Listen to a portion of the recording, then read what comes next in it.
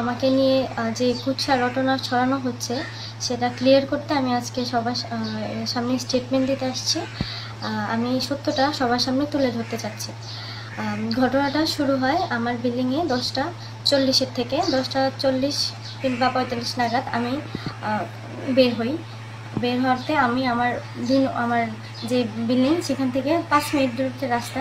আমি সেখানে একটা হোটেলে রাতের খাবার খেয়ে আসি খুব দ্রুত, কারণ যেহেতু গেটটা অফ করে দেবে 11টা সাড়ে 11টার মধ্যে, আমাকে দারোয়ান জানিয়েছিল আগে।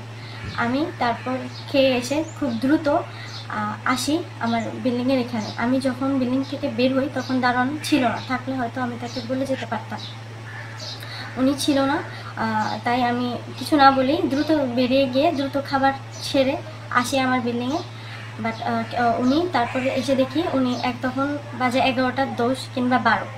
এসে আমি বিল্ডিংয়ে আমি নিচে গেটে অনেক ধাক্কাধাক্কি করি, বলি প্রথমে ভালোভাবে শান্তভাবে যে কেউ আঙ্কেল আমার দরজাটা খুলে দেন, আমি বাইরে আছি, আমার দরজাটা খুলে আমি ভিতরে ঢুকতে পারবো। উনি সজাগ থাকা অবস্থায়ও উনি আমাকে গেটটা খুলে দেননি। দেন আমি আমার দুজন রুমমেটকে ফোন করি, ওদেরকে বলি নিচে এসে যেন দাঁড়ান আমাকে বলে আমাকে গেটটা খুলে দেওয়ার জন্য, আমি বাইরে আটকা পড়েছি। দেন ওরা এসে দাঁড়ান আমাকে বলে, বাট উনি বলে যে উনি আমাকে ঢুকতে দেবে না, আমি যেন অন্য কোথাও চলে যাই। আমার রুমমেটটা তখন তাকে বলে যে একটা মেয়ে মানুষ আঙ্কেল, ও ফার্স্ট টাইম এই কাজটা করছে, হয়ে গেছে, এখন ওকে আজকের জন্য মাফ করে দেন, ও তার কখনোই ভুলটা করে নাই, আজকে যেহেতু ফার্স্ট আপনি ভুলটা মাফ করে দেন।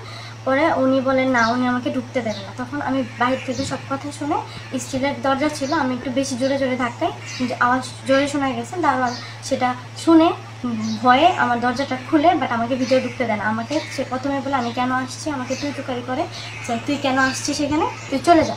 আমি বলছি আপনার এসব কী ব্যবহার। আমিও আমার গলার টিউনটা বড় করে ফেলি।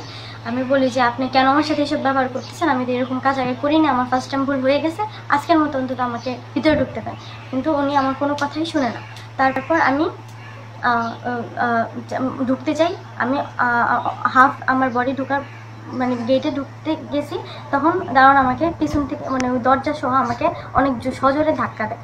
আমি তখন অনেক ব্যথা পাই। দেন আমার রুমমেটটা চিল্লায় ওঠে যে কেন এরকম আমার সাথে সে করতেছে।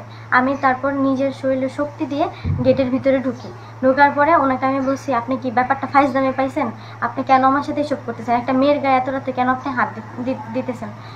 তারপরে উনি রাগারাগি করে যে কেন আমি বাইরে ছিলাম। আমি বলছি যে আমি বাইরে ছিলাম, আমার তো কখনো হয় নাই, ফার্স্ট টাইম হয়েছে, আমি খাইতে গেছি। কিন্তু উনি আমার কোনো কথাই বুঝতে চায় না। আমিও আমার গলার টিউনটা একটু বড় করে ফেলি, ওনার সাথে আমার অনেক জোরে কথা কাটাকাটি হয়। তো এক পর্যায়ে উনি আমার গলার টিউন বেড়ে যাওয়ার কারণে উনি আমার গালে সজোরে চাপার নিচে একটা থাপ্পড় মারে। তখন আমি অনেকটা স্তব্ধ হয়ে যাই, মানে আমি বুঝতে পারি না আমার সাথে কী হয়েছে। তারপরে উনি সাথে সাথে আমার বুকে কয়েকটা কিল মারে। তখন আমার রুমমেটের পিছন থেকে আমাকে অনেক বাঁচানোর ট্রাই করে, বাট ওনার মারামারি উনি ঠিকই চালায় যায়। নিজেকে বাঁচানোর জন্য আমি ওনাকে আটকাই, বাট উনি কোনোভাবেই থামতেছিল না। তখন উনি আমাকে আমার তলপেট বরাবর বাম পাশে একটা লাথি মারে। তখন আমার বিল্ডিংয়ে অপোজিট বিল্ডিংয়ে একটা ভাই আছে, উনি সব কিছু অবজার্ভ করতেছিল। দেন এখন তিনি যখন শুনে অনেক জোরে চিল্লাচিল্লি হচ্ছে, তারপরে উনি আসে দারোয়ানকে আটকায়, কলারে আটকায়। উনি দারোয়ানকে গালি দিয়ে বলে কেন একটা মেয়ের গায়ে উনি হাত দিতেছে। তারপর সাথে সাথে আমাদের গলির প্রত্যেকটা বিল্ডিংয়ের মানুষ নামে, সব মুরব্বীরা নেমে যাওয়ার পর সবাই ওনাকে ধরে যে কেন উনি একটা মেয়ের গায়ে হাত দিচ্ছে। এর মাঝখানে আমার আরেকটা রুমমেট এসে দেখে যে উনি আমাকে ঘুষি দিচ্ছে আমার বুক বরাবর। তো আমি তখন সেটা বুঝতে পারি না, আমাকে মারার পর আমি কিছুটা স্তব্ধ হয়ে যাই। আমি তখন ঘটনাটা অবজার্ভ করতে আমার একটু সময় লাগে। তারপর সব মুরব্বীরা এসে আমাকে বলে যে এরকম কি হয়েছে বা কি। আমি তখন হয়তো বা ঘটনাটা বলি, আমার রুমমেটরা সবাই বলে, আমার রুমমেটটা আমাকে বাঁচানোর ট্রাই করে, বাট উনি কন্টিনিউসলি ওনার মানে হাত চলতে থাকে।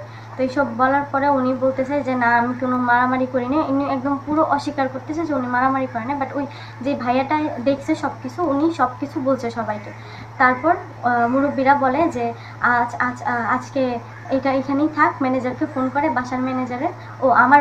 আমার বাসার কোনো বাড়িওয়ালা ছিল না, বাড়িওয়ালা ছিল বিদেশে। ওনাকে যখন আমি বলতাম বাড়িওয়ালার নাম্বার দিতে, উনি বলতো বাড়ির দায়িত্ব সম্পূর্ণ ওনার হাতে, উনি শুধু আমার সাথে না, বিল্ডিংয়ের বেশিরভাগ মেয়ের সাথে উনি অনেক খারাপ বিহেভ করতো।